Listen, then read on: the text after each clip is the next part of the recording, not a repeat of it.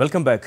ఈరోజు దినపత్రికలోని ప్రధానమైన వార్తలపైన విశ్లేషణ ప్రారంభిద్దాం. ఈరోజు విశ్లేషణలో పాల్గొంటున్నారు నంద్యాల నరసింహారెడ్డి గారు, మాజీ ఎమ్మెల్యే, సిపిఎం నేత, కటారి శ్రీనివాస్ గారు, సీనియర్ అనలిస్ట్, ఇక వెంకటరెడ్డి గారు, ఏపీ కాంగ్రెస్ అధికార ప్రతినిధి, శ్రీధర్ రెడ్డి గారు, టీబీజేపీ అధికార ప్రతినిధి, నోముల నరసింహయ్య గారు, టీఆర్ఎస్ సీనియర్ నాయకులు, ఇక గొట్టిపాటి రామకృష్ణ గారు, ఏపీ టీడీపీ అధికార ప్రతినిధి మనకు విజయవాడ నుంచి లైవ్లో అందుబాటులో ఉన్నారు. నిన్న కేంద్ర ఆర్థిక మంత్రి అరుణ్ జైట్లీ 21.47 లక్షల కోట్ల రూపాయల బడ్జెట్ను, కేంద్ర బడ్జెట్ను 17-18 సంవత్సరానికి గాను పార్లమెంటులో ప్రవేశపెట్టారు. ఎక్కువగా గ్రామీణం, ఉపాధి, అలాగే వ్యవసాయానికి సంబంధించి పెద్దపీట వేసినట్టుగా కనిపిస్తోంది. వ్యవసాయ రుణాలు 10 లక్షల కోట్లకు పెంపు లక్ష్యంగా పెట్టుకున్నారు. 4.1% వృద్ధి సాధిస్తామనేటటువంటి అంచనా వేశారు. గ్రామీణ ఉపాధి పథకానికి అత్యధికంగా 48,000 కోట్ల రూపాయలు కేటాయించారు. 5,000 కోట్లతో నాబార్డు సూక్ష్మ సాగు నిధి, సొంత ఇళ్లు లేని వారికి 1 కోటి పక్కా ఇళ్లు లక్ష్యంగా నిర్దేశించుకున్నారు.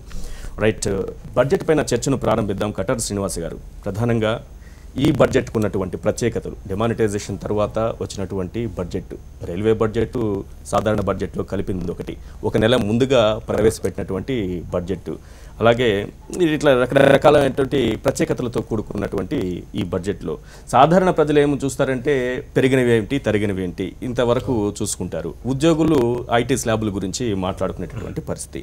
ఓవరాల్గా ఒకసారి నిన్నటి బడ్జెట్ చూస్తే ఏమనిపిస్తోంది? ఎందుకంటే మనం ముఖ్యంగా ఏపీ, తెలంగాణకి, తెలుగు రాష్ట్రాలకి ఏం చేశారనే కేటాయింపులు ఎలా ఉన్నాయి అనే దానిపైన ఎక్కువగా విశ్లేషించుకోవాలి. కాబట్టి జనరల్గా మీరు ఓవరాల్గా ఈ బడ్జెట్ని చూస్తే మీకు ఏమనిపించింది?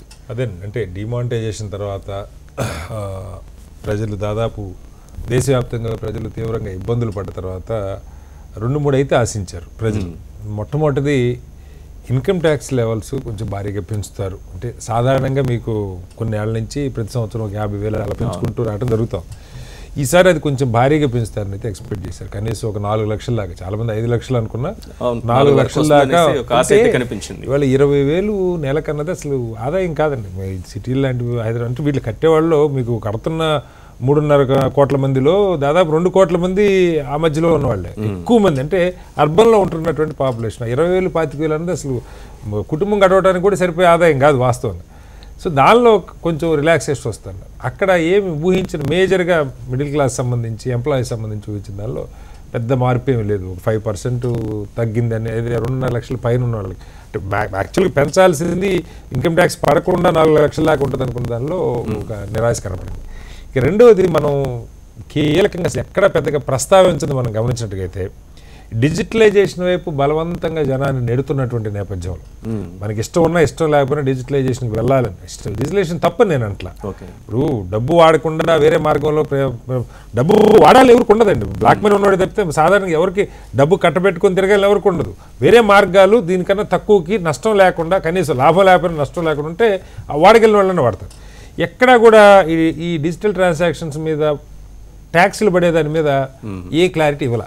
వేస్తారా వేరే, ఇప్పటికైతే వేస్తున్నారు, తీసేస్తారని చెప్తా ఉన్నారు. అది ఎక్కడ తీసేసిన దాఖలాలు మనకు కనపడాలి. ఇక మీకు మిగతావన్నీ కూడా రొటీన్ గా 3 లక్షలకు మించినటువంటి అది అసలు 100% క్యాష్ అంటే ఆహ్వానించదగ్గ కాదండి. నేను ఆహ్వానించదగ్గంటే ఎట్లా, మీకు 3 లక్షల పైగా క్యాష్ ట్రాన్సాక్షన్ చేస్తే 100% పెనాల్టీ అంటున్నావు. మరి సాధారణ ప్రజలకు కూడా. మరి నేను డిజిటల్ ట్రాన్సాక్షన్ చేస్తే నాకు పన్ను పడకుండా ఉండాలిగా. ఇవాళ దాకా మనం క్యాష్ ట్రాన్సాక్షన్ ఎంత చేసినా వద్దన్న వాళ్ళు లేడు, అంతే కదా. నువ్వు డబ్బు నువ్వు ఎలా చూపించుకుంటావు, అది నల్ల డబ్బా తెల్ల డబ్బా, నువ్వు నీ మీద వచ్చి నువ్వు ఐటీ ఫైల్ చేసేటప్పుడు నీ ఆదాయానికి మించిన ఆస్తులు ఉంటే నీకు ఇబ్బంది తప్ప నువ్వు డబ్బు ఇచ్చావా ఇంకోటి ఇచ్చావా దానికి సాధారణ ప్రజలకి ఎక్కడ పెద్ద ఇబ్బందికరమైన పరిస్థితి లేదు క్యాష్ వాడితే. ఇప్పుడు మీరు ఒకేసారి 3 లక్షల పైగా క్యాష్ ట్రాన్సాక్షన్ చేస్తే 100% పెనాల్టీ అని చెప్పారు. సంతోషం, క్యాష్ వాడొద్దు అన్నది మన ఉద్దేశం. కానీ క్యాష్ వాడకుండా నేను వేరే మార్గాలు వాడినప్పుడు నాకు పన్ను పడకుండా ఉండాలన్నది వాస్తవం కదా. డిజిటల్ ట్రాన్సాక్షన్ చేయాలంటే మీకు చెక్కులు ఇస్తే మనం చూస్తూ ఉన్నాం. మామూలుగా క్యాష్ తర్వాత ఈజీగా ఇవ్వగలిగిన చెక్కులు, ఈ 3 నెలల్లో అయితే చెక్కులు నెలపాటు పెండింగ్ ఉన్న పరిస్థితి క్లియర్ కాకుండా బ్యాంకుల్లో. ఇది వాస్తవం. ఇక మౌలిక రైల్వేస్ లో లక్ష్యం అయితే అవినీతి నిర్మూలించిన లక్ష్యం నెరవేరే దిశగా ఈ చర్య అయితే కనపడట్లేదు. దానివల్ల ఉపయోగం లేదనేది. నల్ల డబ్బు పోకుండా డిజిటల్ ట్రాన్సాక్షన్ జరగాలంటే నేను మొట్టమొదటి నుంచి చెప్తున్నది, మీరు డిజిటల్ ట్రాన్సాక్షన్ మీద ఎలాంటి, నేను వాళ్ళ కమిటీ ఇచ్చిన రిపోర్ట్లు కూడా అదే ఉంది. డిజిటల్ ట్రాన్సాక్షన్ మీద ఒక ముఖ్యమంత్రుల కమిటీ కూడా దాని మీద పన్ను ఉండొద్దు, మీ సెల్ ఫోన్ల మీద తగ్గాలి. మీరు సెల్ ఫోన్ మీద పెరుగుతోంది, మీరు జామ్ అని చెప్పి ఒకటి పెట్టుకున్నారు, జన్ధన్, ఆధార్, మొబైల్ అని. మీ మొత్తం డిజిటలైజేషన్ జరగాలంటే మీకు జామ్ పనిచేయాలి. ఇది జామ్ అయిపోతే పని కాదు కదా. మొబైల్ మీద మీరు ట్యాక్స్ వేసిన తర్వాత మొబైల్ సర్క్యూట్ల మీద, మొబైల్ ఫోన్ల మీద, ఎలక్ట్రానిక్ సర్క్యూట్ల మీద ట్యాక్స్ వేసి అది పెరుగుతున్న తర్వాత మొబైల్స్ ఎలా అంటే అసలు ఇంటర్నెట్ ఫెసిలిటీ పక్క పెడితే ముందు మొబైల్ అయితే కొనుక్కోవాలి కదా, స్మార్ట్ ఫోన్ అయితే కొనుక్కోవాలి కదా. సో వాటి మీద పెంచుతా ఉన్నారు. ఇది మిగతావన్నీ మామూలే. ఇప్పుడు ఇంకోటి కీలకమైంది, మీకు పంటల బీమా మీద కోత విధించారు. ఇప్పుడు పేరుకేమో 30% నుంచి ఫసల్ బీమా 40% చేస్తూ ఉన్నారు. బడ్జెట్ అలొకేషన్ తగ్గించారు. అంటే 40% మందికి పంటల బీమా అందాలంటే నీకు డబ్బు పెరగాల తగ్గాల? పంటల బీమా మీరు ఇచ్చేది పెరగాలన్నప్పుడు రైతుకి నిజంగా నష్టపోతున్నాడు, అన్నిటికంటే రిస్క్తో కూడుకున్నది వ్యవసాయం అనుకున్నప్పుడు పంటల బీమా పెరగాలంటే నీకు డబ్బు పెంచాలి. టార్గెట్ ఏమో 30% కాదు 40% చేస్తా ఉన్నాం, అలొకేషన్స్ ఏమో తగ్గించు. ఏ రకంగా సాధ్యం అవుతుందన్నది అర్థం కాదు. రైల్వేస్ విషయంలో అయితే డీప్ డిసప్పాయింట్మెంట్ అండి. నేను అనుకున్నది అంటే భారతదేశాన్ని వెన్నెముక మొత్తం దేశాన్ని కలిపేటువంటి దీనిలో మౌలికమైన మార్పు రావాలని ఇప్పటి నుంచి మనం చూస్తాం. అంటే గతంలో ఏదైతే వేసుకుంటూ వస్తున్నారో రోజుకి 10 కిలోమీటర్లు యావరేజ్గా అట్లా తక్కువగానే ఉంది.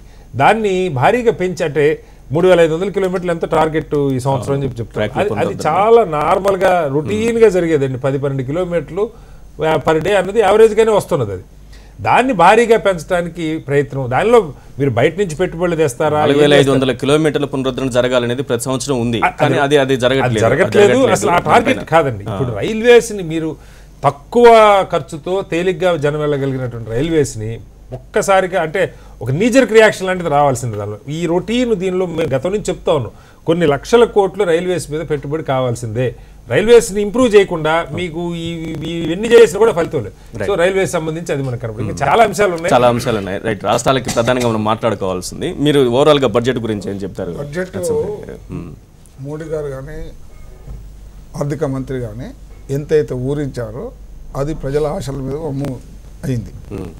ఇప్పుడు నేను బడ్జెట్లో స్పష్టంగా చెప్తున్నారు ఏమంటే 10 లక్షల కోట్లు బ్యాంకు రుణాలు ఇస్తాము అని. గత సంవత్సరం 8 లక్షల కోట్లు అన్నారు. 8 లక్షల కోట్లు అమలైనే కాలే. ఉదాహరణ తెలంగాణ రాష్ట్రం చూస్తే 13,000 కోట్లు ఎస్ఎల్బీసీలో నిర్ణయిస్తే 7,500 కోట్లు ఇచ్చారు. 6,500 కోట్లు రాలే. ఫలితంగా రైతులకు డిమానిటేషన్ తోటి రైతులకు డబ్బు రాలేదు, అప్పు దొరకలేదు, వ్యవసాయం అంతా క్షీణించింది. అట్లాగే ఈ బడ్జెట్లో ప్రభుత్వం ఏం చెప్పింది, డిమానిటేషన్ ద్వారా 2 లక్షల కోట్ల ఆదాయం పెరుగుతుందని చెప్పారు. ఇటీవల కాలంలో 25-26% పెరిగింది ఈ 3 నెలల్లో అని చెప్పారు. మరి పెరిగిన డబ్బు ఆదాయం వచ్చిందిగా ప్రభుత్వానికి. అది ఎవరికి ఎక్కువ ఖర్చు పెడతారు? వ్యవసాయానికి ఇన్ని పెట్టినా అని పెట్టినా. వ్యవసాయాన్ని చూస్తే పోయినసారి 50,000 కోట్లు, ఈసారి 56,000 కోట్లు, అంటే 6,000 కోట్లు పెంచామని చెప్తున్నారు. ఈ పెరిగిన ద్రవ్యాలు మనం పోల్చుకుంటే పెరిగినట్లయితే వ్యవసాయ రంగానికి. అట్లాగే దేశవ్యాప్తంగా వ్యవసాయాన్ని రెట్టింపు చేస్తానని గత సంవత్సరం అన్నారు. గత సంవత్సరం రెట్టింపులో 5 ఏళ్ళలో రెట్టింపు అన్నాడు. మరి రెట్టింపు అంటే ఎంత? 20% పెరగాలి వ్యవసాయ రంగంలో. పెరిగిందా? తరిగిందా అంటే తరిగింది. ఉదాహరణకి ఇవాళ సుప్రీంకోర్టులో గుజరాత్ రైతాంగ ఆత్మహత్యలో సుప్రీంకోర్టులో పిటిషన్ వేస్తే దేశవ్యాప్త ఒక విధానం కావాలని చెప్పేసి సుప్రీంకోర్టు కామెంట్ చేసే పరిస్థితి. మరి వ్యవసాయ రంగం డబుల్ ఎట్లయింది? పండుగ ఎట్లయింది? ఎండగా అయింది, దండగా అవుతుంది. అందుకే వ్యవసాయ రంగం అపరిస్తుంది. పోనీ మధ్యతరగతి ప్రజానికానికి ఊరటిచ్చిండే అంటే అది లేదు. పోనీ ప్రత్యక్ష పన్నులు పెంచిండా? ప్రభుత్వ ఆదాయంలో ప్రత్యక్ష పన్నులు పెరుగుతూ ఉంటే ప్రజలకు రిలీఫ్. కానీ ఇవాళ జరుగుతున్నది ఏంటి? పరోక్ష పన్నులు పెంచుతూ ఉంది ప్రభుత్వం. పరోక్ష పన్నులు అంటే ఎవరు? కన్జ్యూమర్స్ అంటే మెజారిటీ ప్రజలు కన్జ్యూమర్స్ ఎవరు? పేదవాళ్ళు. మరి పేదవాళ్ళు పన్నులు వేస్తున్నావు, నువ్వు ఆదాయం పెంచుకుంటున్నావు. పెంచిన ఆదాయాన్ని డిస్ట్రిబ్యూషన్ చేయడంలో పేదవాళ్ళకు కానీ, మధ్యతరగతి ప్రజానికాన్ని కానీ, వ్యవసాయ రంగాన్ని కానీ, కార్మిక వర్గాన్ని కానీ పంపిణీలు చూసినట్టయితే చాలా తేడా ఉంది. ఇవాళ బ్యాంకులో 10,000 కోట్లు ఇచ్చాడు బ్యాంకుల పునరుద్ధరణ కోసం, లేదు బ్యాంకుల రివైవల్ ప్యాకేజ్ కింద. ఎవరి డబ్బులు అవి? అంటే బడ్జెట్లోకి వెళ్ళి 10,000 కోట్ల రూపాయలు బ్యాంకులు కాపాడుతారు ఇస్తారు. బ్యాంకుల డబ్బులు మాత్రం లక్షల కోట్ల రూపాయలు అదానిలో, అంబానీలో, మీ చుట్టాలో, మోడీ గారి బంధువులో తింటాడా? అంటే డబ్బు ఎవరి డబ్బు ఎట్లా ఏమవుతుంది? అందుకని ఇవాళ వ్యవసాయ రంగాన్ని ఆదుకోవడానికి ఉన్న పరిస్థితి అవుతుంది, అది లేదు. ఇవాళ వ్యవసాయ రంగం ఇంత సంక్షోభాలు ఉంటే రుణాలు మాఫీ చేసే అవకాశం ఉంది. ఎందుకు చేయను? మాల్యాకైతే చేస్తావు, ఇంకోనికైతే చేస్తావు. ఇవాళ 11 లక్షల కోట్ల రూపాయలు రికవరీ చేయడానికి చేత కాదు. కానీ ఇంత సంక్షోభంలో ఉన్న రైతులని అంటే మాఫీ అయితే చేయలేదు, రికవర్ చేసుకోలేకపోవచ్చు అని. మాఫీ ఉంది ఆల్రెడీ తీసి పక్కకు పెట్టాడు. ఎన్పిఏ అమౌంట్ తీసి పక్కకు పెట్టాడు. అంటే అడగడు, వాడికి ఇష్టమై వస్తే ఇస్తాడు. అంటే మాల్యా గారు బిడ్డ నుంచి ఇక్కడికి వచ్చి ఇస్తే తీసుకుంటాడు తప్ప మాల్యాని అడగడు. ఎల్పి అంటే. అందుకని ఇవన్నీ ఓవరాల్ చూసినప్పుడు ఇది చేదు గుల్కలే తప్ప తీపి గుల్కలు కావు. ఈ దేశ ప్రజలకు ఉపయోగపడే బడ్జెట్ గా లేదు. 5 ఏళ్లలో రైతుల ఆదాయం రెట్టింపు చేస్తామని చెప్పడం, ఏ చర్యలతో రెట్టింపు చేస్తారనేది ఒకటైతే 4.1% వృద్ధి చూపిస్తారు. ఎట్లా సాధ్యం అవుతుంది? ఏ లక్ష్యాలు ఉన్నాయి? ఏం చేస్తే ఇది పెరుగుతుంది? ఎటువంటి ఆశలు ఉన్నాయి? ఏం చేయబోతుంది? అసలు అనుమానాలే ఎక్కువ ఉన్నాయి. ఇప్పుడు వ్యవసాయ రంగానికి గతంలో సరే ఇప్పుడు అంతా నిరాశవాదంతో మాట్లాడారు ఇద్దరు మిత్రులు, మా శ్రీనివాసరావు గారు కానీ లేకపోతే నర్సిరెడ్డి గారు కానీ. అసలు ఏమీ జరగలేదు, దేశం అంతా ఊరికనే గాలి పీల్చుకొని బతుకుతున్నారు, ఓన్లీ కమ్యూనిస్ట్ పాలన బంగారం తినేసి బతకొచ్చు అనే పద్ధతిలో మన జీవితంలో పాజిటివ్ దృక్పథం నేర్చుకోండి అని ఏమంటున్నా అంటే, విమర్శించవచ్చు, బ్రహ్మాండంగా విమర్శించవచ్చు, దాంట్లో ఉంది విన్నారా. కాకపోతే ఒకటి, ఇవాళ వ్యవసాయ రంగానికి గత 3 సంవత్సరాలుగా, గత 3 బడ్జెట్లుగా ఏడాదికి రుణాల విషయంలో కేటాయింపులు పెరుగుతూ ఉన్నాయి, దానికి అనుగుణంగా అమలు జరుగుతూ ఉంది. లోపాలు లేవని నేను అనట్లే, ఖచ్చితంగా బ్యాంకర్ల యొక్క వ్యవహార శైలితోటి కొంతమేరకు కొన్ని చోట్ల అక్కడి ప్రభుత్వాలు ప్రభావితం చేయలేనటువంటి పరిస్థితులలో కొంతమేరకు ఇబ్బందులు ఉన్నాయి. ఫర్ ఎగ్జాంపుల్, మన దగ్గర రుణమాఫీ పేరుతోటి మీరు ఇచ్చిన హామీని పూర్తి స్థాయిలో నెరవేర్చకపోవడం మూలాన వారికి ఉన్నటువంటి సాంకేతిక ఇబ్బందులతోటి కూడా బ్యాంకులు కొంతమేరకు ముందుకు రాలేదు. కానీ మధ్యప్రదేశ్ లాంటి భారతీయ జనతా పార్టీ పరిపాలనటువంటి రాష్ట్రాల్లో 21% ఇయర్-ఆన్-ఇయర్ గ్రోత్ ఉంది. కావాలంటే ఎవరైనా ఖండించమనంటే నేను తీసుకుపోయి చూపించడానికి సిద్ధంగా ఉన్నాను. అదే కర్ణాటక లాంటి రాష్ట్రంలో 2% గ్రోత్ ఉంది కాంగ్రెస్ పార్టీ పాలనలో. రాజకీయాలు చెప్పడానికి నేను చెప్పట్లేదు. అంటే చిత్తశుద్ధి ఉన్నటువంటి ప్రభుత్వాలు ఉన్న దగ్గర ఈ మార్గదర్శకాలని వాళ్ళు అమలు చేస్తూ ఉన్నారు. ఇకపోతే ఆర్థికపరమైనటువంటి భద్రత అంటే మీరు పంట నాటు వేసిన దగ్గర నుంచి, అంటే పైరుకు వచ్చిన దగ్గర నుంచి మార్కెట్లో అమ్ముకునే వరకు ఉన్నటువంటి ఫసల్ బీమా యోజన పోయిన సంవత్సరం మనం బ్రహ్మాండంగా ప్రకటించిన తర్వాత కొన్ని రాష్ట్ర ప్రభుత్వాలు పూర్తి ఇనిషియేటివ్ తీసుకుపోవడం మూలాన అవి ఇనిషియేట్ కాల. 2% ప్రీమియం తోటి పూర్తి స్థాయి పంట భద్రత ఇచ్చినటువంటి ప్రభుత్వం ఏదైనా ఉంటే అది నరేంద్ర మోడీ ప్రభుత్వమే. దాన్ని ఇంప్లిమెంట్ చేయకుండా దాని ద్వారా ఫలితాలు రాలేదంటే, తర్వాత గిట్టుబాటు ధర రాలేదని చెప్పేసి మనందరం ఎప్పటి నుంచో గగ్గోలు పెడతా ఉన్నాం. దానికోసము వ్యవసాయ మార్కెట్లని ఇంటర్నెట్ ద్వారా అనుసంధానం చేసి నేషనల్ అగ్రికల్చర్ అంటే జాతీయ మార్కెట్ తీసుకొచ్చాం. ఈ సంవత్సరం పోయిన సంవత్సరం నెంబర్ కంటే 500 వేసాం. కేంద్ర ప్రభుత్వం ఒక అవకాశం ఇచ్చినప్పుడు తెలంగాణలో నాకు తెలిసి 42 మార్కెట్లు అనుకుంటాను నామ్లోకి చేర్చారు ఇక్కడ ఉన్నటువంటి మార్కెటింగ్ శాఖ మంత్రి హరీష్ రావు గారి చొరవతోటి. దాన్ని పూర్తి స్థాయిలో ఎగ్జిక్యూట్ చేయించాల్సిన బాధ్యత ఎగ్జిక్యూటివ్ అంటే అధికార యంత్రాంగం. కొంతమేరకు ఏంటంటే ఇవన్నీ సత్ఫలితాలు సాధించాలంటే మా ప్రభుత్వం వచ్చి ఇది 3వ సంవత్సరం.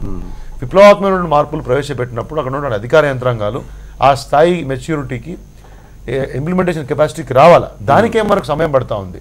కాబట్టి ప్రభుత్వం పనిచేయట్లేదని చెప్పేసి 1.25 నుంచి 4.1% వృద్ధి సాధ్యం అవుతుందంటారా? డిమానిటైజేషన్ తో వచ్చినటువంటి ప్రభావం వ్యవసాయ రంగం పైన, వాటి ఉత్పత్తుల పైన ఎంత ప్రభావం పడిందని చెప్తున్నాను. ఇప్పుడు కాదు, అథ్లెట్. మీరు 14 ఎవడన్నా మనిషిని ఉరకరా అంటే 16 సెకండ్లు ఉరుకుతాడు. కొద్ది రోజు వాకింగ్ చేసే వాళ్ళు 14 ఉరుకుతారు. 14 సెకండ్స్ నుంచి కొద్ది బాగా ఆడే వాళ్ళము 12 సెకండ్స్కి వెళ్ళిపోతాం పీక్. ఆడ నుంచి 0.1 సెకండ్ బాల్ అంటే మీకు చుక్కలు కారుతాయి. కాబట్టి 1.2 is nothing in this country, having such a huge agricultural base. 4.1% అనేది ఒక నార్మల్ అవకాశం, మనం దాన్ని చేసుకోవచ్చును. ఏది కొంతమేరకు మన యొక్క వ్యవహార శైలి కొంత పాజిటివ్ దృక్పథాలు తెచ్చుకుంటాయి అందరూ. ఏంటంటే అది కొద్ది ట్వీక్ చేయడమే, కానీ అక్కడి నుంచి ఇబ్బంది కొద్ది కష్టం అవుతుంది. కాబట్టి ఆ లక్ష్యాన్ని ముందు నిర్ణయించుకోవాలి. మాత్రం నిజంగానే జరిగేది. మా మోడీ గారు అదే నేను చెప్పేది, అదే మెంటాలిటీలో ఉంటుంది వ్యవహారం. కాబట్టి నేను చెప్పేది ఏంటంటే athletic in approach in the development. కాబట్టి నేను చెప్పేది ఏంటంటే ఒక పాజిటివ్ దృక్పథంతో ముందుకెళ్తా ఉన్నాం. ఇవాళ PMGSYలో ఉండేటటువంటి యొక్క అలొకేషన్స్ కూడా గ్రామీణ ప్రాంతాల్లో ఇన్ఫ్రాస్ట్రక్చర్ డెవలప్ చేస్తే అది రైతులకే మనకు వస్తుంది. పెద్ద ఎత్తున వేర్ హౌసింగ్ తీసుకున్నారు. ఇవాళ దేశం మొత్తం కూడా వేర్ హౌసింగ్కి ఇవాళ కేటాయిస్తూ ఉన్నారు. దానితోటి రైతుల యొక్క ఉత్పత్తులను మీరు దాచుకునేటువంటి పరిస్థితి ఉంటుంది.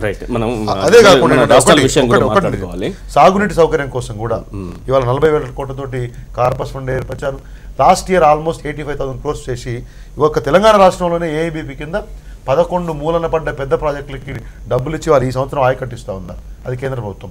మొత్తం కలిసి 5 లక్షల చెరువులు మొత్తం దేశంలో వాటిని పునరుద్ధరిస్తే ఇవాళ తెలంగాణ రాష్ట్రంలో 46,000 చెప్తూనే ఉన్నారు. phase 1, phase 2, phase 3, MK3లో MK1, MK2, MK3లో కొన్ని పునరుద్ధరించబడ్డాయి. కాబట్టి ఇవాళ చిన్న నిధులు ఇవ్వండి అంటే ఇప్పటివరకు ఎవరన్నారండి? మిషన్ కాకతీయకి నిధులు ఇచ్చారు, మిషన్ భగీరథకి నిధులు కేటాయించారు. ఇందులో అడగండి AIBP కింద ఎన్ని నిధులు ఇచ్చారు. వాటికి ఇవాళ 11 ప్రాజెక్టులు ఈ సంవత్సరం ఆయకట్టు ఇవ్వబోతుంది తెలంగాణ రాష్ట్ర ప్రభుత్వం కేంద్ర ప్రభుత్వ సహకారంతో.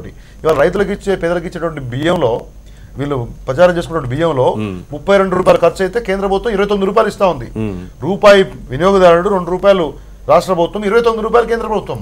అంటే ఎక్కడ కూడా పేదలకి రైతులకు చేయట్లేదంటే బ్యాంకింగ్ వ్యవస్థను పూర్తిగా ఇవాళ రుణాలు పేదలకు ఇవ్వాలా అనే లక్ష్యంతో ముందుకు పోతా ఉన్నారు.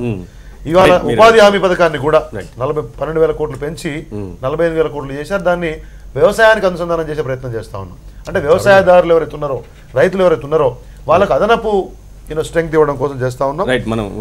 ఇవన్నీ కూడా మనం వ్యవసాయ రంగాన్ని మాట్లాడుకోవాలి. జనరల్ గా మీరు చెప్తే నేను మళ్ళీ తెలంగాణ రాష్ట్రం మీరు వ్యవసాయం గురించి అడిగారు కాబట్టి నేను చెప్తా ఉన్నాను. ఇదే కాకుండా మొత్తం బడ్జెట్ రైతులు, గ్రామీణులు, మహిళలు, దళిత, గిరిజన, మైనారిటీ వర్గాలు అన్ని వర్గాలను సంతృప్తిపరిచే విధంగానే కాకుండా వారు అభివృద్ధి చెందే విధంగా ఉంది.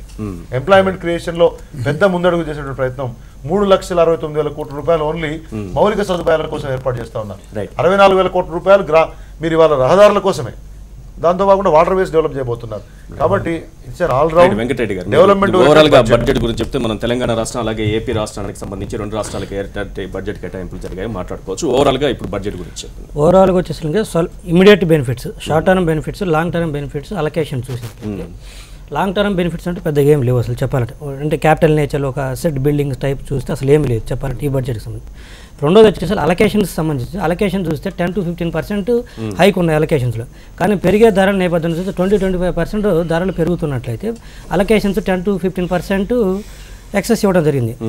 సో అదేదో పెద్ద గొప్పగా మేము లాస్ట్ టైం ఎంత ఇచ్చాము ఇప్పుడు దానిపైన మేము పెంచి ఇస్తున్నామంటే అంతకంటే ఫూలిష్నెస్ లేదు.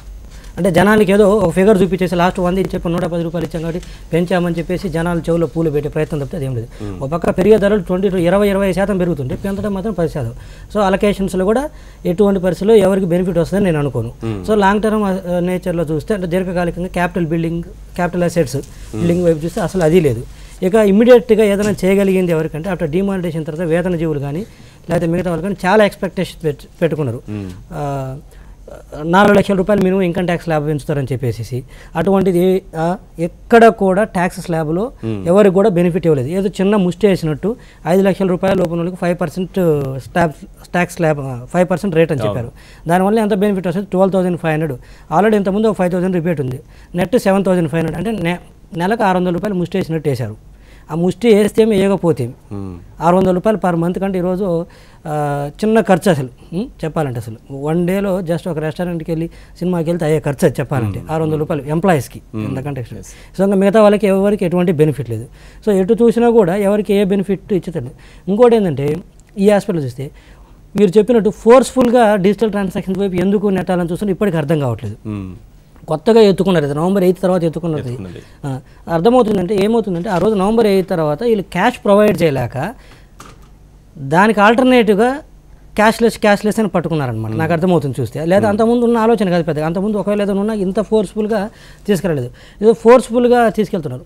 ఏమంటే సిస్టమ్ని స్ట్రెంథన్ చేస్తే ఫోర్స్ఫుల్గా తీసుకెళ్లాల్సిన అవసరం లేదు. ఇప్పుడు మనం అన్ని ఇప్పుడు చాలా వరకు 50 రోజుల తర్వాత నగదు అనేది క్యాష్ అనేది కరెన్సీ అనేది నెమ్మదిగా అలా చెప్పారు మోడీ గారు. అలా అంటే 50 రోజులు చూడండి, దీని ప్రయోజనాలకు ఇక్కడ నెక్స్ట్ డే కనిపిస్తే నన్ను ఉరిదేయమన్నారు. సరే అవన్నీ డిస్కస్ చేసుకుని చాలా ఉన్నవి తన నోటి ద్వారా చెప్పినాయి. నేనేమంటానంటే సిస్టమ్ ఇప్పుడు మనం ఈరోజు స్మార్ట్ ఫోన్స్ వాడుతున్నాం, చాలా వరకు డిజిటల్ ట్రాన్సాక్షన్స్ వాడుతున్నాం. మనం ఈరోజు టికెట్స్ బుక్ చేసుకోవడం కానీ, మూవీ టికెట్స్ కానీ, IRCTC కానీ, బస్ టికెట్స్ కానీ, ఫ్లైట్ టికెట్స్ కానీ చాలా వరకు మనం వాడుతున్నాం. ఇది ఎవరు చెప్తేనే వాడలేదు. అంటే కాంగ్రెస్ చెప్పినా వాడలేదు, బీజేపీ చెప్పినా బై ఫోర్స్ఫుల్గా టెక్నాలజీలో వస్తున్న మార్పులు కానీ సమాజంలో వస్తున్న మార్పులతో అనుకూలంగా చాలామంది మారుతున్నారు. ఈరోజు హైదరాబాద్ సిటీలో మెయిన్ అర్బన్ మెట్రో సిటీలో చాలా వరకు వెళ్ళారు. నెక్స్ట్ సెమీ అర్బన్ లేక మూవ్ అవుతున్నారు. కొంత పీరియడ్ వెయిట్ చేస్తే బై డిఫాల్ట్ నేనేమంటానంటే 9 నెలల తర్వాత ప్రసవం వచ్చిన తర్వాత బై డిఫాల్ట్ డెలివరీ అవుతుంది. వీళ్ళు 6వ నెల 7వ నెల లాగాలని చూస్తే ఇద్దరికి బేబీకి తల్లికి ఇద్దరికి అవుతుంది అంటాను. బై డిఫాల్ట్ ఏంటంటే సమయం వచ్చినప్పుడు అదే అవుతుంది, కొన్నిటిని ఫోర్స్గా చేయకూడదు అంటాను. మీరు సమయం కోసం వెయిట్ చేస్తే ఇంకా మళ్ళా కాంగ్రెస్ ఇప్పుడు మీకు 3 ఏళ్ళు అయింది, ఇంకా వదిలేండి, మీరు చేయగలిగింది ఏం చేయండి. ఇంకా కాంగ్రెస్ ఎకానమిస్ట్ అని చెప్పావు కదా, ఎకానమిస్ట్ అని కాదండి, వదిలేయండి. 4 lakhs రూపీస్ వరకు ఆల్మోస్ట్ మీరు రివర్స్ క్యాలిక్యులేట్ చేసుకుంటే 4 లక్షల ఆదాయం ఉన్న వాళ్ళకు ఆల్మోస్ట్ వరకు ఉన్న వాళ్ళకి జీరో ట్యాక్స్ ఉన్నట్టు అది అంతకు ముందు కూడా ఉంది శ్రీధర్ రెడ్డి గారు.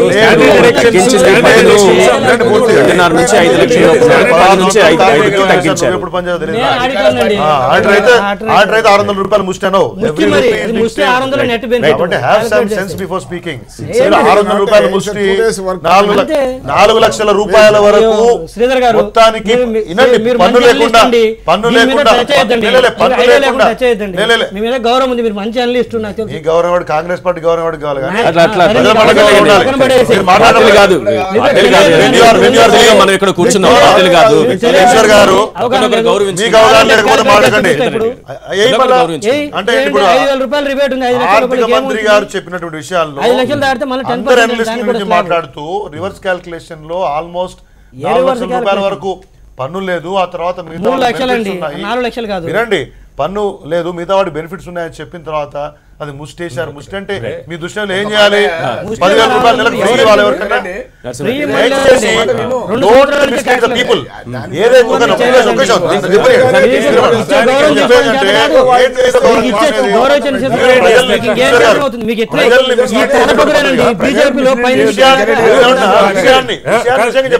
రెడ్డి గారిని అడుగుతా ఉన్నా.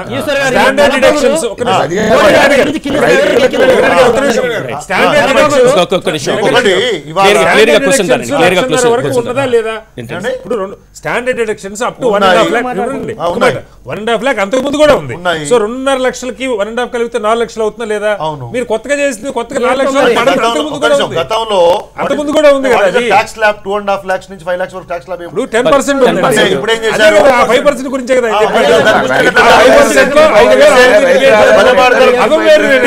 ఒకటండి మీరు 4 లక్షల వరకు ఆ స్లాబ్ లో 50% ట్యాక్స్ రిబేట్ ఇచ్చి తర్వాత మీరు రివర్స్ క్యాల్కులేషన్ లో ఆల్మోస్ట్ 3 to 4 lakhs వరకు జీరో ట్యాక్స్ ఉన్నప్పుడు మిగతా వాళ్ళకు మోర్ దాన్ 12,000 అంటే మీరు 600 రూపాయలు కింద మాట్లాడితే 12,500 రూపాయలు. కాబట్టి పద్ధతిలో దీనికి ఎక్స్పెక్టేషన్స్ ఉన్నాయి.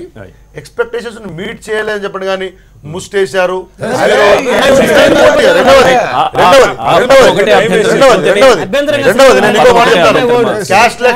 You can stand on your word, we will stand on your word. Who have accepted people అనేది ఒకటి సార్.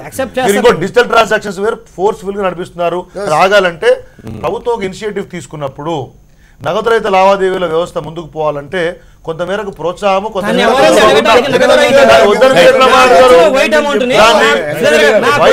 తాగండి. ఈ దేశంలో మీరు చూడండి ఇక్కడ 80 లక్షల అకౌంట్లో 80 లక్షల గవర్నమెంట్ హాస్ ద రైట్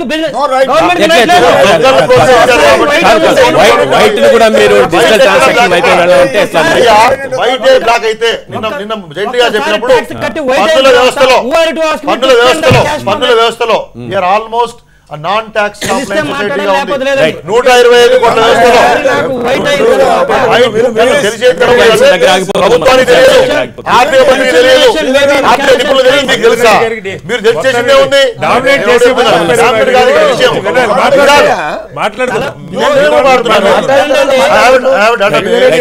80 లక్షల నుంచి 1,48 లక్షల వరకు బ్యాంకులలో డిపాజిట్ చేసిన వాళ్ళు మీరు వినాలి కదా 3,31 లక్షలు యావరేజ్ బ్యాంక్ అకౌంట్ లో డిపాజిట్ చేసుకున్న వాళ్ళు ఆల్మోస్ట్ 80 లక్షల మంది ఉన్నారు.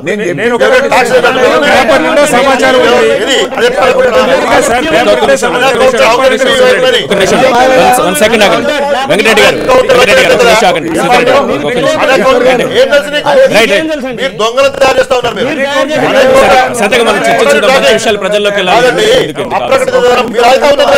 మీరు ఆయుధం అవుతాను అన్అకౌంటెడ్ మనీ ఏమంటాడు అప్రకటిత ధనము వైట్ మనీ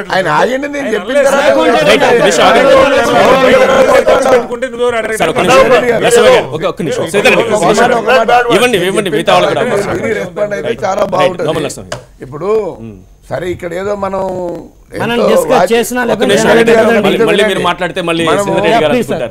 ఇప్పుడు వాగ్వివాదం చేసుకోవడం వల్ల ఇప్పటికిప్పుడు అన్ని మారేది కాదు. మనం చేస్తున్న విశ్లేషణతోటి మంచి చెడు అర్థం కావాల్సిన అవసరం ఉంది బయట ఉన్న వినే వాళ్ళకు. ఒకటే బడ్జెట్ బాగలేదా అంటే కొత్త రకం ఉందనేది ఇంతకుముందు ఈశ్వర్ చెప్పినాడు, అందరూ చెప్పినారు, వాస్తవం అది. ఎందుకు రైల్వే బడ్జెట్ సాధారణ బడ్జెట్ రెండు కలిసినాయి, పెద్ద సంఖ్యలో అవపడుతుంది, దాని సంఖ్య కూడా పరిణామం పెరిగింది. కానీ ఇక్కడ గమనించాల్సింది ఏంటంటే నోట్ల రద్దు 3 మాసాలు సఫర్ అయినటువంటి ప్రజలకు ఆదాయం తగ్గింది, గణనీయమైన ఆదాయం తగ్గింది, అప్పులు మిగిలిపోయినాయి బకాయిలు, వాటిని ఎట్లా కంపెన్సేట్ చేసుకోవాలనేటువంటి మాట ఉండాలి కదా. ఏ రూపంగానైనా ఏ రాష్ట్రానికైనా రావాలి కదా. దాని తర్వాత మనం గమనించాల్సింది ఏంటంటే లోన్లు 10 లక్షల కోట్లు రైతాంగానికి ఇస్తామంటే ఇంతకుముందు ఇచ్చినే నడుస్తలేవు. నేనేమంటున్నానంటే రైతు 5 రెట్లు ఆదాయం పెరగాల, వాడి మార్కెట్ ఏంది, వాడి ఉత్పత్తి ఏంది, వాడి గిట్టుబాటు ధర సంగతి ఏంది, వాడికి ఉన్నటువంటి పరిస్థితి ఏందనే దాని కూడా మనం స్పష్టత ఇవ్వాల్సినటువంటి అవసరం ఉంది. ఇది ఒక పెద్ద మేడిపండు లాంటి బడ్జెట్, కాదనడానికి అవకాశమే లేదు. సువాసనలు వెదజల్లుతుంది, పూర్తిగా కాదనడానికి అవకాశం లేదు, చాలా గొప్పగా ఉంది. మరి వీటి సంగతి ఏంది మనం గమనించాలి కదా. ఈరోజు మీరే అంటున్నారు రైతుల ఆత్మహత్యలు 5 నిమిషాలకోటో అంతకంటే ఎక్కువనో జరుగుతున్నాయి దేశవ్యాప్తంగా. దీన్ని మనం ఎట్లా అరికడతాం? దీనికి ఉన్నటువంటి మూలాలేంటి? 150 మంది పైన వ్యవసాయం మీద ఆధారపడ్డారు కదా. ఎస్, మోడీ గొప్ప పని చేసిండు అనే దానికాడ నేను ఒప్పుకుంటా. ఏది నోట్లు రద్దు చేసి మరి బ్లాక్ మనీ రాలేదనేది కూడా మొదటి బుల్లెట్ ఫెయిల్ అయిపోయింది. రెండో బుల్లెట్ తోటి అన్ని వచ్చేటువంటి ఫలితాలన్నీ రావాలని అనుకుంటున్నాం. రావాలని అనుకున్నప్పుడు నా 3 మాసాలు నేను అప్పుల పాలై ఉన్న చిన్న వ్యాపారిని, నా దగ్గర డబ్బు వెసులుబాటు ఉంటేనే వచ్చేది, నా చిట్టీలు మిగిలిపోయినాయి, నా బకాయిలు మిగిలిపోయినాయి, ఏ రకంగా వెసులుబాటు అనేది లేదు. రెండోది రైల్వే ప్రమాదాల గురించి ఒక్కసారి మనం ఆలోచిస్తే పడుకున్నోడు పడుకున్నట్టే శాశ్వతంగా నిద్రపోతున్నాడు కదా. మీరు ఏ రకమైన 1,00,000 కోట్లు పెడుతున్నట్టున్నాడు, 1,00,000 కోట్లు పెట్టి చేస్తావు, ఏం టెక్నాలజీతో చేస్తావు? నువ్వు సవివరంగా చెప్పాలి, కనీసం ఒక మాటతోటనే చెప్పాలా, పలానా దేశాలలో ప్రమాదాలు జరుగుతలేవు, దీనివల్ల వాటిని అరికడుతున్నామని చెప్పాలా. ఇంకా దారుణమైనటువంటి పరిస్థితి ఏంటంటే పైన ఉన్నటువంటి వాళ్ళకి అందరికీ అన్ని రకాల రాయితీలు మేము ఇస్తున్నాము. ఎస్, రాయితీలు ఇస్తున్నావు, పార్లమెంట్ ఎదురు లేదు నీ నాయకునికి, దాంతోపాటు బయట పార్టీలో ఎదురులేదు నీ నాయకునికి, లోపల అందుకోసమని ఈ రకమైనటువంటి క్రమం చేసుకొస్తున్నావు, బాగానే ఉంది. కానీ రైతాంగానికి కానీ పేదలకు కానీ ఉపయోగపడాలా? ఎండమావాల్ని పట్టిస్తామంటే ఎండమావాలు దొరుకుతాయా? ఎండమావాలు దొరకవు. ఎండమావాలతో కాకుండా వాస్తవిక విషయాలతో వస్తే అందరు హర్షిస్తారు. మనకి తెలంగాణకు సంబంధించి ఎయిమ్స్ రావాలని అనుకున్నాం, వచ్చిందా? ఈరోజు ఎంత వైద్యం కోసం నష్టపోతున్న రైతు అల్లాడిపోతున్నాడు కదా, విద్య కోసం, వైద్యం కోసం, మార్కెట్ దోపిడీ కోసం అల్లాడిపోతున్నాడు కదా. మనం వాళ్ళ మీద వీళ్ళ మీద నెట్టడం కాదు, మన వైపు నుంచి రావాల్సినవి రావాలా. ప్రభుత్వం ఏం చేస్తలేదంటే విప్లవాత్మకమైనటువంటి మార్పులు తీసుకొచ్చింది, అది ఏ యాంగిల్లో వచ్చినా సరే, కానీ అది ఉపయోగపడాల్సినటువంటి అవసరం ఉంది అని చెప్పేసి ప్రజలు ఆకాంక్షిస్తున్నారు. అది ఆకాంక్ష నెరవేరాలనా వద్దా? రైట్. గొట్టిపాటి రామకృష్ణ గారు, ఎట్లా కనిపిస్తోంది బడ్జెట్ మొత్తం ఓవరాల్ గా? ఏం చెప్తారు? ఏపీకి సంబంధించి కేటాయింపులు ఏ రకంగా ఉందనుకుంటున్నారు? సంతృప్తికరంగా ఉందా మీకు బడ్జెట్ ఏపీకి సంబంధించి ప్రధానంగా? నమస్తే ఈశ్వర్ గారు. చాలా సంతృప్తికరంగా ఉంటుందండి. అంటే సరే, పూర్తిగా తృప్తి ఎప్పుడు ఉండదు, మాకు ఇంకా కావాలి. ఎందుకంటే పూర్తిగా వెనకబడినటువంటి అన్యాయం ఇక రాష్ట్రంగా మాకు అన్ని గుర్తింపు ఉంది కాబట్టి 3 ఏళ్ళు అయిపోయింది కదా, ఇంకా ఎప్పుడు ఇప్పటిదాకా ప్రతిపక్షాలు చేస్తున్నటువంటి ప్రతిపక్షాలు చేస్తున్నటువంటి విమర్శలు, చంద్రబాబు నాయుడు గారు రాష్ట్ర ప్రయోజనాలను లేదంటే కేంద్రం దగ్గర ఆయన మాట్లాడలేదో అనేటువంటి మాటలకి ఒక చెంపపెట్టు లాంటిది ఏంటంటే ఈ మూలధన లాభాల నుంచి పన్ను మినహాయింపు ఇవ్వడం అనేది క్యాపిటల్ గెయిన్స్ సంబంధించి రాజధాని రైతులు భూములు ఇచ్చిన చిన్న విషయం కాదండి. ఇది ఒక చారిత్రాత్మకమైన సంచలనాత్మకమైనటువంటి విషయం. మనం కేంద్ర ప్రభుత్వం దృష్టి నుంచి చూస్తే మిగిలినటువంటి 28 రాష్ట్రాల్లో కూడా రకరకాలుగా భూసేకరణలు జరుగుతూ ఉన్నటువంటి సందర్భాలు ఉంటాయి. కానీ ఎక్కడా కూడా లేకుండా ఇది ఒక చంద్రబాబు నాయుడు గారి యొక్క మూలంగా వారికి ఉన్నటువంటి సంబంధాల వల్ల కేంద్ర ప్రభుత్వం దగ్గర నుంచి రాజధాని రైతులకి ఆ క్యాపిటల్ గెయిన్స్ ఇప్పించడం అంటే దాన్ని ఖచ్చితంగా అందరూ అభినందించవలసినటువంటి విషయం.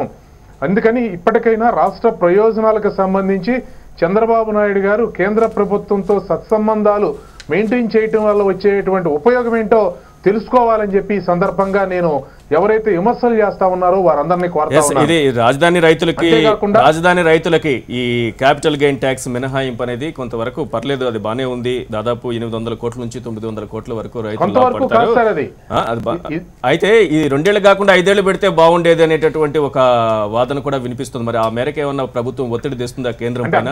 ఈ 2 ఏళ్లలో అక్కడ డెవలప్మెంట్స్ దీనికే 2 ఏళ్ళు పడుతుంది, ఈ లోపే అమ్ముకోవాల్సి వచ్చినటువంటి పరిస్థితి వస్తుంది. అమ్ముకునేస్తే తరువాత రేట్లు పెరిగితే అప్పుడేంటి పరిస్థితి అనేది కూడా ఒకటి ఉంది. సో ఈ మేరకు ఏదైనా ప్రభుత్వం మీద ఏమైనా ఒత్తిడి తెస్తుందా కేంద్రం మీద? అంటే అలాట్మెంట్ ఇచ్చినటువంటి డేట్ నుంచి 2 సంవత్సరాలు అనేది దానిలో పెట్టారు సార్. ఈ రోజు నుంచి 2 సంవత్సరాలు కాదు, అలాట్మెంట్ అయ్యి లెటర్ అయ్యి వచ్చిన తర్వాత నుంచి 2 సంవత్సరాలు అన్నారు కాబట్టి సో అది అంటే ఆల్రెడీ డెవలప్ అయిన తర్వాతే వాళ్ళకి ఆ ఫ్లాట్ అలాట్మెంట్ అంటే అన్ని కూడా హ్యాండ్ ఓవర్ రెసిడెన్షియల్ ఫ్లాట్స్ స్థలాలు చూపిస్తున్నారు కదా మీరు, ఇప్పుడు స్థలాలు చూపిస్తున్నారు కదా ఎవరికి ఎక్కడ ఇస్తున్నారు అనేది. అంటే స్థలాలు అలాట్ చేసిన తర్వాత డెవలప్ చేసి ఇవ్వాలి కదండి. అంటే జస్ట్ 22 అలాట్మెంట్స్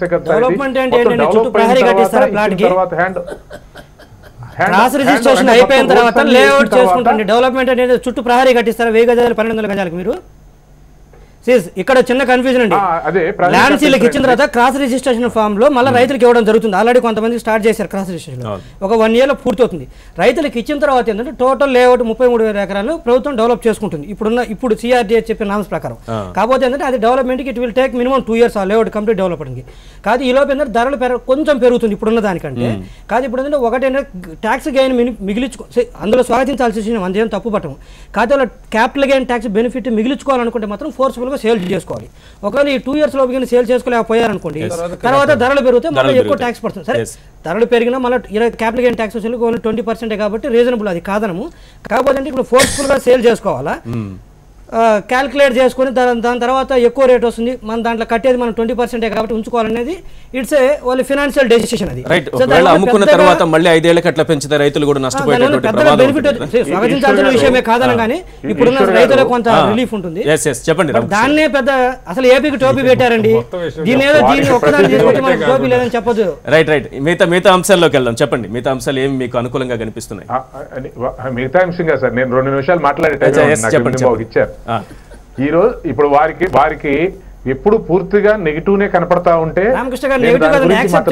లేదు. ఆ నెగిటివ్ అంటే ఏది చేసినా విమర్శించాలి అని అనుకుంటే విమర్శించమనండి. ఇది కూడా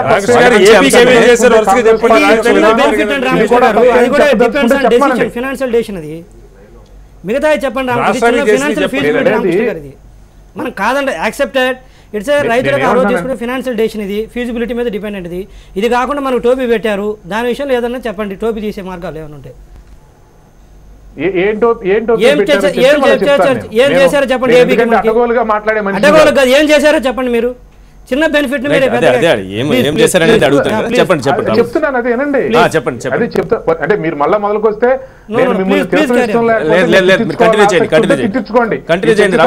నాకేమి ఇబ్బంది ఏం లేదు. మీరు కావాలని మీ కాంగ్రెస్ పార్టీని తిట్టేసి తెలిస్తే చర్చలో కాంగ్రెస్ పార్టీ తెలుగుదేశం పార్టీ ఈ 2 పార్టీల సమస్య కాదు. రైతులకు రాష్ట్రాలు ఇలా చేసింది మీరే కదా, మళ్ళీ ఓ దాన్ని నొక్కి నొక్కి ఎందుకు అనిపించుకుంటారు? మీరు ఎందుకు నొక్కి నొక్కి మీరు తిట్టి మన రాజకీయాలు కాదు. రైట్ బడ్జెట్ గురించి చెప్పండి. ఏంటి రాష్ట్రానికి వచ్చింది, ఏమొచ్చింది? నేను ఓడిపోయిన గెలుపుల గురించి మాట్లాడలా, రాష్ట్రాన్ని ఈ విధంగా చేస్తున్నటువంటి పార్టీ గురించి మాట్లాడుతా ఉన్నాను. రామకృష్ణ గారు మీరు కంటిన్యూ చేయండి. మనం బడ్జెట్ గురించి ఈ బడ్జెట్ సందర్భంగా సార్ అంటే వారికి కనపడకపోవచ్చు, ఈ బడ్జెట్ సందర్భంగా వచ్చినటువంటిది ప్రధానమైనది ఇన్స్టిట్యూట్స్ కి సంబంధించింది, రెండోది, మూడోది రైల్వే జోన్ కు సంబంధించినటువంటి అంశం. రైల్వే జోన్ అంశం దీనిలో చెప్పలేదు. అది దేనికంటే ఆల్రెడీ బడ్జెట్ ఎలకేషన్స్ అన్ని కూడా డిపార్ట్మెంట్ వైజ్ గా చేస్తాం. దాని తర్వాత ఆ డిపార్ట్మెంట్ దగ్గర నుంచి ఎలకేషన్స్ జరుగుతాయి. దాని తర్వాత వాళ్ళు అది చేసుకోవటం అనేది వాళ్ళు స్పష్టంగా అంటే బడ్జెట్ సంస్కరణలో వచ్చినటువంటి మార్పులు అంటే మౌలికమైన మార్పులను కూడా మనం ఇక్కడ గ్రహించాల్సిన అవసరం ఉంది. కాబట్టి అది రైల్వే మంత్రి దగ్గరికి వెళ్ళిన తర్వాత అది తీసుకురావటము, అది ఎట్లా ఏర్పాటు అవుతుంది అనే తదుపరి అంశం.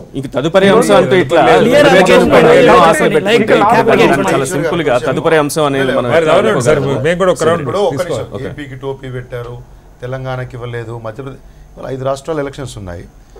ప్రతిపక్షాలన్నీ గగ్గోలు పెట్టారు. ఏమంటే 5 రాష్ట్రాల ఎలక్షన్స్ ఉన్నాయి, ఈ బడ్జెట్లో మీరు అడ్వాంటేజ్ తీసుకుంటారని. ఎక్కడైనా స్టేట్ స్పెసిఫిక్గా ఏదైనా ఒక అంశం చెప్పారా? నార్త్ ఈస్ట్లో జమ్మూ కాశ్మీర్లో వ్యవసాయ రంగానికి సంబంధించి అసలు ఫెడరల్ వ్యవస్థనే ఒక్క నిమిషం దెబ్బతీశారు ఈ బడ్జెట్. బాబు నన్ను రన్నింగ్ కామెంట్ ఇస్తే రన్నింగ్ కామెంట్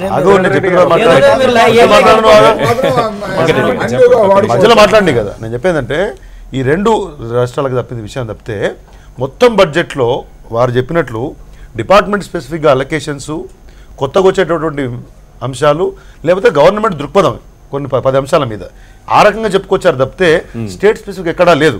కాబట్టి రైల్వే జోన్ అంశం మీద ఇప్పటికే అనేక సార్లు వారు చెప్పినట్టు వెంకయ్యనాయుడు గారు కానీ మిగతా వాళ్ళు ఇంప్లిమెంటెడ్. ఓవరాల్ గా రైల్వే గురించి ఏం చెప్పలేదని చెప్పేసి మా అన్న చెప్పారు. సేఫ్టీ రైళ్లు పోతున్నాయి, ఎస్ రైళ్లలో ప్రమాదాలు జరిగాయి, కానీ 1,00,000 కోట్లతోటి కార్పస్ ఫండ్ చేశారు. ఇన్ని సంవత్సరాల తర్వాత కూడా ఇంకా కూడా స్టేషన్లలో లిఫ్ట్లు ఎస్కలేటర్లు పెడితే ఆనందపడే పరిస్థితి ఉన్నటువంటి దేశం మనం. ఎవరు చేశారో తెలుసు మనకి. ఇవాళ చేస్తూ ఉన్నారు, 25 స్టేషన్లు ఆధునీకరిస్తూనే ఉన్నారు. దివ్యాంగులకు అంటే ఆ స్థాయి కూడా ఆలోచించి వాళ్ళకు కూడా అనుకూలంగా ఉండేటువంటి రైల్వే స్టేషన్స్, 3,900 కిలోమీటర్ల రైల్వే లైన్ల అభివృద్ధి, ప్రాక్టికల్ గా బయో టాయిలెట్స్, మన రైల్వేలో బయో టాయిలెట్స్ కాకుండా కొత్త రకమైనటువంటి కోచెస్ ని రేపు పొద్దున ప్రమాదాలు జరిగితే మీరు చెప్పినట్లు కాపాడుకునేటివి. అంటే నేనేమంటే మీరు ఏ నిర్ణయం తీసుకున్నా గతంలో జరిగింది, ఇప్పుడు ఎందుకు తీసుకోవాలా? గతంలో జరిగి ఉంటే అంతా బ్రహ్మాండంగా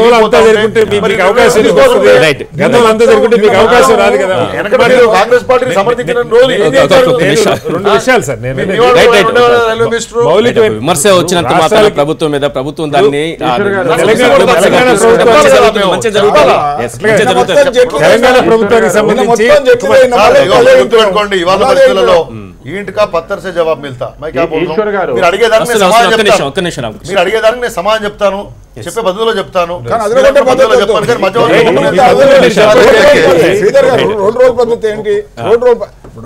నిన్న మొత్తం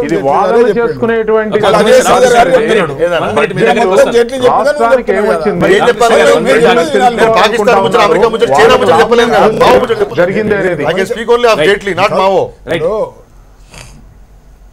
ఇప్పుడు బెనిఫిట్స్ జరగకపోతే ఏం జరిగితే బాగుంటుంది అనేది బంద్ చేసుకోవడం మంచిది. రామకృష్ణ గారు వినిపిస్తుందా?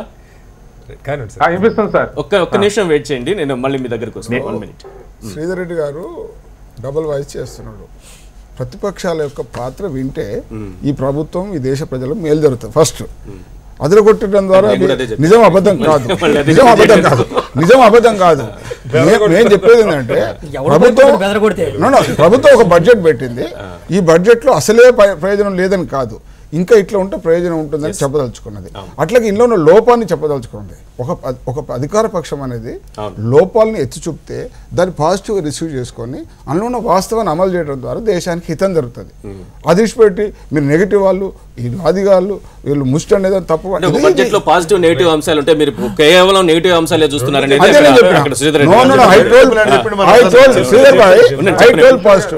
2 లక్షల కోట్ల ఆదాయం ప్రభుత్వాన్ని పెరిగితే ఈ 2 లక్షల కోట్ల ఆదాయం పంపిణీలో, బడ్జెట్ పంపిణీలో పేద ప్రజానికానికి, రైతాంగానికి తగిన విధంగా లేదని నేను అంటున్నాను.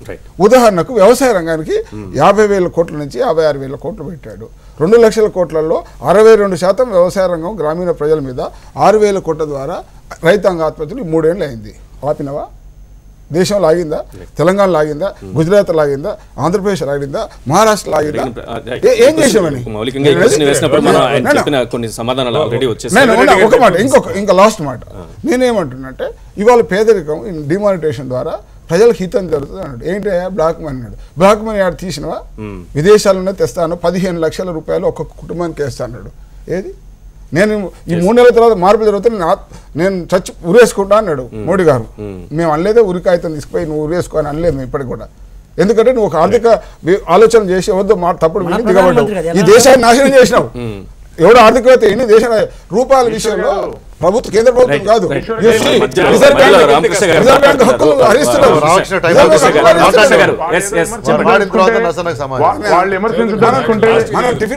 పూర్తిగా బడ్జెట్ పన్ను ఎగవేతదారుల యొక్క ఆస్తుల్ని స్వాధీనం చేసుకోవాలి అని చెప్పని తీసుకున్నటువంటి నిర్ణయాన్ని మీరు స్వాగతిస్తారా, వ్యతిరేకిస్తున్నారా? ముందు అది చెప్పండి. ఖచ్చితంగా ఇన్నాళ్ళు స్వాగతిస్తాం. ఎందుకు ఆ చట్టం తీసుకురాలేకపోయారు? పని ఎందుకు చేయలేదు? మీరు ఇప్పుడేదో మాట్లాడతారు. ఇప్పుడు మాట్లాడేటువంటి 10 లక్షల కోట్ల రూపాయలు రైతులకు రుణం ఇవ్వాలనేటువంటి విషయాన్ని స్వాగతిస్తారా, వ్యతిరేకిస్తారా? సరే, అదంతా వద్దు. ఆ బడ్జెట్ కేంద్రం గురించి వద్దు, రాష్ట్రం గురించి మాట్లాడదాం. రాష్ట్రానికి సంబంధించి క్యాపిటల్ గెయిన్స్ తీసుకొచ్చినటువంటి చంద్రబాబు నాయుడు గారు కాదా? అట్లా కేంద్ర ప్రభుత్వాన్ని ఒప్పించినందుకు చంద్రబాబు గారు చారిత్రాత్మకమైన వ్యక్తి అవుతారా? అవరా? అటువంటి ఆ విధంగా ఒప్పుకున్నందుకు కేంద్ర ప్రభుత్వం రాష్ట్రంతో మంచి చేసినట్టా కాదా? మీరు ఇవన్నీ వదిలిపెట్టేసి ఇక మాట్లాడినట్టుగా పాడితే ఎట్లాగండి? ఇందాక నుంచి మాట్లాడుతా ఉన్నారు, చూస్తా ఉన్నాం. మీరు వినండి ఒక్క నిమిషం. అరే మీరు ఇప్పుడు రెండో విషయం, ఇప్పుడు 10,000 రూపాయలు బ్యాంకులో వేస్తామని చెప్పారా? రాష్ట్రానికి సంబంధించిన విషయాలు మాట్లాడదాము. రాష్ట్రానికి సంబంధించి రెవెన్యూ లోటు భర్తీకి సంబంధించి ఏమైనా క్లారిటీ వచ్చిందా? ఒకటే రామకృష్ణ గారు, రెవెన్యూ లోటు భర్తీకి సంబంధించి ఏమైనా క్లారిటీ వచ్చిందా? రాజధానికి నిధులు ఇస్తానని, రాజధాని నిర్మాణానికి నిధులకు సంబంధించి ఏమైనా క్లారిటీ ఉందా? బడ్జెట్ లో రైల్వే జోన్ కి సంబంధించి ఏమైనా క్లారిటీ ఉందా? ఇవి మాట్లాడండి. ఇప్పుడు వాళ్ళు స్టేట్ స్పెసిఫిక్ చెప్పలేదని చెబుతున్నారు.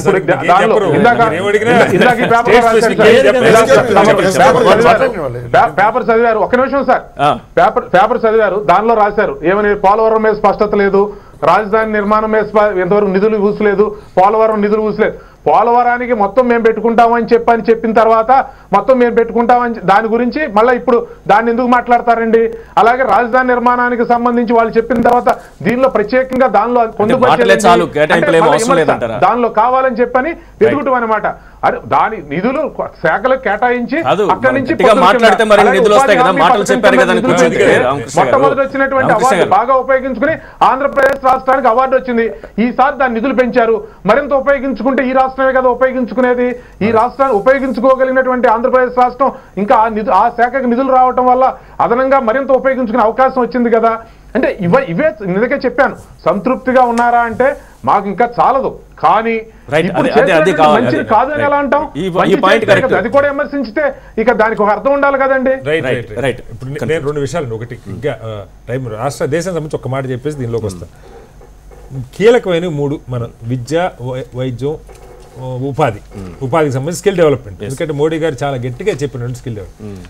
ఆశ్చర్యం ఏంటంటే ఇవాళ స్కిల్ డెవలప్మెంట్ మీరు చూస్తే 100 మంది ఉపాధి కావాలని వచ్చిన వాళ్ళు 2%కే పనికి వచ్చే స్కిల్ ఉంటుందని. మరి స్కిల్ డెవలప్మెంట్ 3 ఏళ్ళకి ఏం జరుగుతుందో నాకు అర్థం కాదు. 100 మందిలో ఇద్దరికీ ఆ పని చేసే స్కిల్ ఉందని, 98 మందికి లేదు. ప్రపంచంలో 96 మందికి ఉంటుంది, అది 90 నుంచి 96 మందికి ఉంటుంది. విద్యకి సంబంధించి కీలక మనం ఎన్ని చెప్పినా ఇప్పుడు 70% మంది ఈ రోజు కూడా అకౌంట్లు కూడా ఓపెన్ చేయలేని పరిస్థితులు ఉన్నారంటే చదువు లేకనే కదా. మీరు 6 నుంచి 8% ప్రపంచం అంతా జరుగుతా ఉంటే ఈ రోజుకి 0.5%, 100 రూపాయలు 100 రూపాయే చదువు మీద ఖర్చు పెడతాను. ఆరోగ్యం లేస్తే అమెరికా గురించి మాట్లాడుతున్నాం, 17% ఆరోగ్యం మీద ఖర్చు పెడతా ఉంది అమెరికా జీడిపిలో. ఇవాళ ఇక్కడ 1.3%. అది పాయింట్. ఇక ఆంధ్రప్రదేశ్ సంబంధించి రామకృష్ణ గారు చాలా గొప్పగా చెప్పారు. చంద్రబాబు గారి చరిత్రలో కీర్తిద్దాం, చంద్రబాబు గారికి దండం పెట్టి దాసోహం అందాం. నేను అంటుంది దేశంలో ఎక్కడా జరిగింది ఆంధ్రప్రదేశ్లో జరిగింది, క్యాపిటల్ గెయిన్స్ మీద ఇచ్చారని చెప్తా ఉన్నారు కదా. అలాగే దేశంలో ఎక్కడా జరిగింది ఆ రాష్ట్రం రాజధానిలో ఉండే 30,000 ఎకరాల రైతులకి న్యాయం జరిగితే సరిపోదు. రాష్ట్రంలో 6 కోట్ల మంది 5 కోట్ల మంది జనం ఉన్నారు, ఉపాధి అవకాశాల కోసం అడుగుతూ ఉన్నారు. మీరు ప్రత్యేక హోదా చెప్పండి, ప్రత్యేక హోదా ఎలాగో మీరు తేలేకపోతా ఉన్నారు. కనీసం పారిశ్రామిక రాయితీలను తెచ్చారు రాష్ట్రానికి, అది కూడా తెస్తే చంద్రబాబు గారు చరిత్రలో అది కూడా చెప్పారు.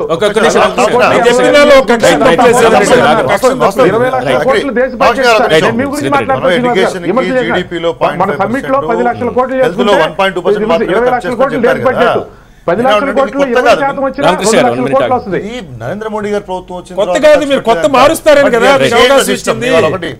ఇవాళ ఎడ్యుకేషన్ సిస్టమ్ కోసము మీరన్న లిటరసీ పెంచడం కోసం చివరి స్థాయి వరకు కూడా దానికి ఒక సెపరేట్ ఛానల్, మీరు స్కిల్ డెవలప్మెంట్ మీద ఇప్పటికే 40 లక్షల మందికి పైగా డెవలప్మెంట్ అది మన శిక్షణ ఇచ్చారు. కొత్తగా అన్ని జిల్లాలలో ఆల్మోస్ట్ 600 జిల్లాల పైగా స్కిల్ డెవలప్మెంట్ స్కిల్ సెంటర్ 100 పెడతా ఉన్నారు.